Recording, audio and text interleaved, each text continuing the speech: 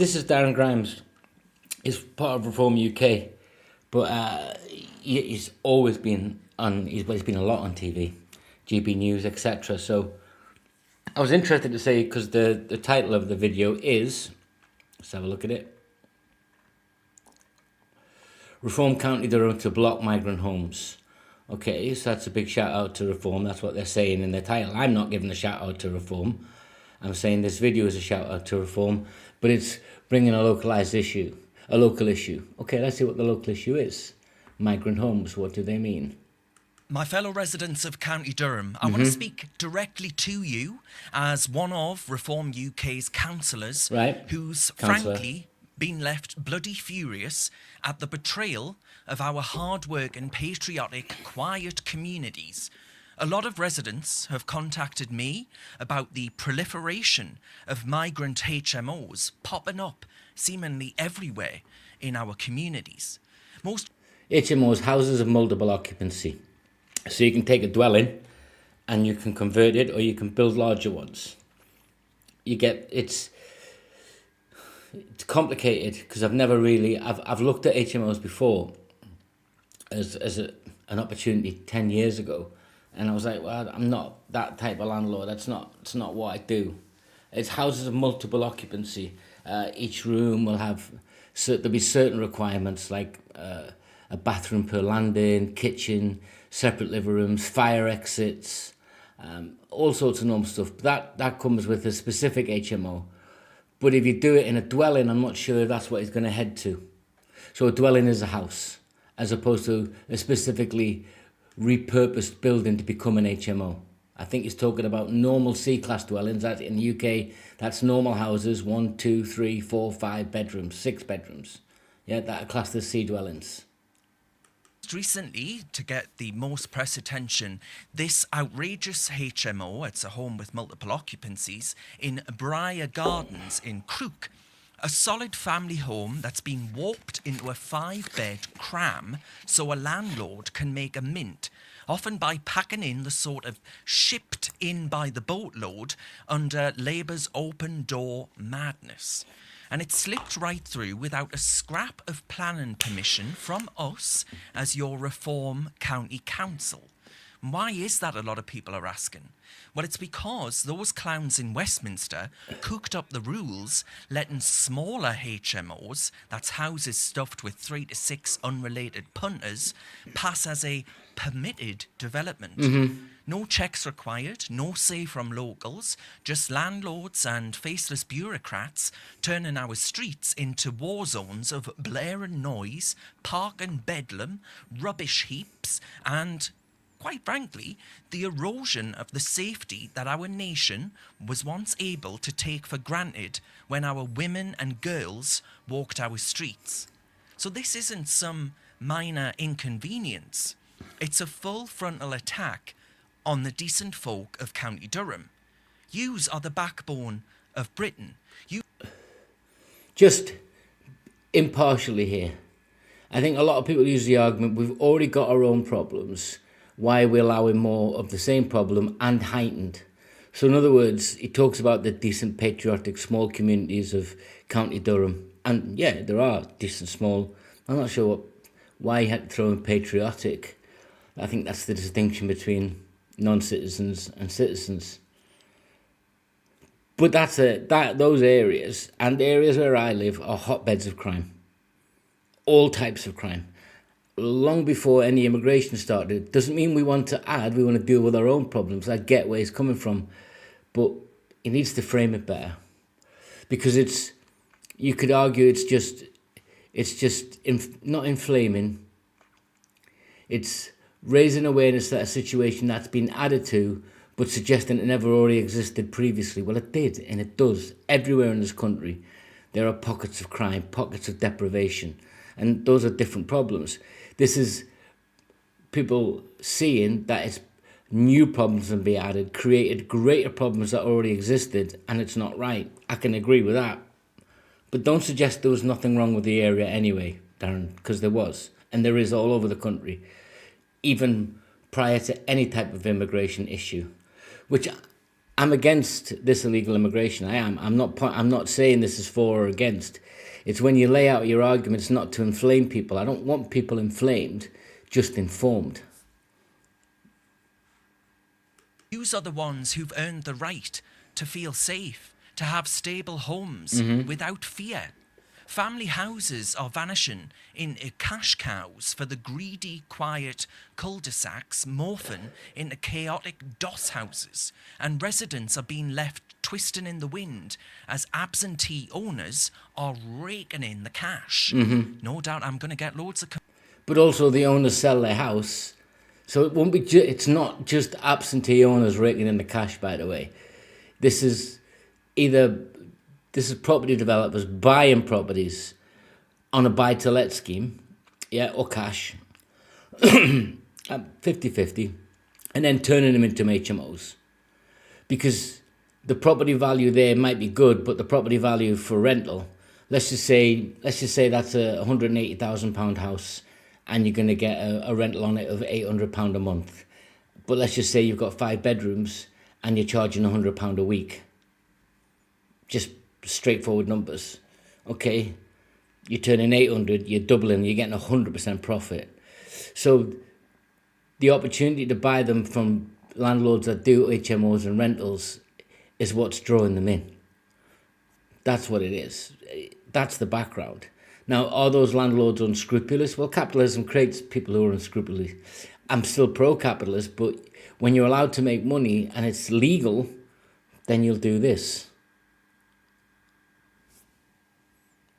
Complaints for saying this, by the way. I'll be hauled in front of all... Legal and moral don't have to match. The sorts of committees for being willing to actually speak the truth to the powers that be. Ask yourself this. Who are the ones that are shoving this down our throats? I know he's got to get a point across, and I agree with it. But you've got to stop saying things like speaking truth to power. As a county. Is it reform on your county council? No. I promise you that with all of my heart. Okay, I believe you. Are the ones that are using our proud northeast as a dumping ground for Westminster's migrants. The ones they refuse to deport. The ones they refuse to drag us out of the suffocating ECHR, that's the European Court's grip, that binds our hands so tightly to protect the so-called human rights of illegals over the right of you to safety in our communities. The flood were with unchecked arrivals from cultures that couldn't give a flying flamingo about our values, then act shocked when the inevitable happens. And what is the inevitable, you might ask us? Skyrocketing crime, strained public services, and our women and kids paying the ultimate price. But also your rental market will go up in that area. Anyone that's renting a 3-bedroomed house that looks at a 3-bedroomed HMO is going to think, well, why would I do that? Let's just say you are in your late 50s, you've downscaled, you've just gone and bought a 2-bedded flat, you've sold your house, right? Or you've invested in another property, you've got 2 properties, you've worked hard all your life. And someone tells you you can make £2,000 a month or £750 a month. That £2,000 a month goes towards your retirement. It's a big question to ask. In these times, inflation, stagnation of the economy, everywhere. I would be a hypocrite if someone came to me now in my little house I've got here and said, let's just say the market rental value on this is $500 or £510 a month, and I get approached by the local authorities, councils, municipal, and they'll say, we'll give you a 5-year contract, we'll take over, because this is what's happening. Not necessarily to me, it's not happening to me, and it won't happen to me. And they said, we can give you £800 a month for 5 years guaranteed. All you've got to do is sign this and move out. Repairs, everything, we'll take care of it. You know? £300 a month extra. That's a lot of money. So it's being fed in from all angles. This isn't just landlords and owners. This could be a prearranged contract with the local authority. I suspect it's not because he's saying it isn't, but that's what is happening. And if you're a Labour or Lib Dem watching this, thinking, oh, I want to complain about old Grimesy getting on his high horse, what have we seen in Britain over recent days? What horror stories have been unleashed? We've got nothing to complain about, Darren. You're not pointing out anything that's illegal. You're not saying anything that's inflammatory. Just some hyperbole. That's all. And they're not a deeper dive on pre-existing issues to say, look, they already exist. So when you add one problem to another problem, you get this problem. So it's exasperated. It's becomes much bigger. It was already not good. Yeah. So just talk about that as well. No, I'm not. I am not in any way, shape or form condoning what they're doing with these HMOs. Nor do I want to see local communities have massive problems added to that they're still trying to work on and deal with their own internal issues that are localised. No, I'm not saying that, but talk about it. Don't say you've got the perfect local community where there's whistling bluebirds and robins sing in the morning and Mary Poppins walks down the street. You haven't. But what you've done is it's a compound effect till it becomes unbearable. It's the straw that broke the camel's back. This mouse is driving me nuts. Because of this inaction, over recent days, a Nigerian migrant has been nailed for rape, sexual assault in Gloucester, slapped with a measly 5 years. 5 years. That woman, the rape and sexual assault, will she get over this in 5 years' time? No. She'll live with that for the rest of her life. And another 20 people attached to her life. The Sudanese deviants, who in Stockport, charged with trying to snatch a 10-year-old girl right next to her dad. Then there was a Channel migrant who got 14 months for assaulting a vulnerable teenage girl in a park. And then there was a Yemeni asylum seeker. Again, this is not me being an apologist. These problems already pre-existed within naturalised or indigenous people in this country. What you're doing is just adding another 3 times, 4 times, 5 times, whatever the stats are, a percentage increase of more of this happening. So whilst trying to deal with your own problems, which is what's right, you're being given problems that you can't cope with, didn't want and shouldn't have. So it's compound interest and it's not good. And that's just the reality.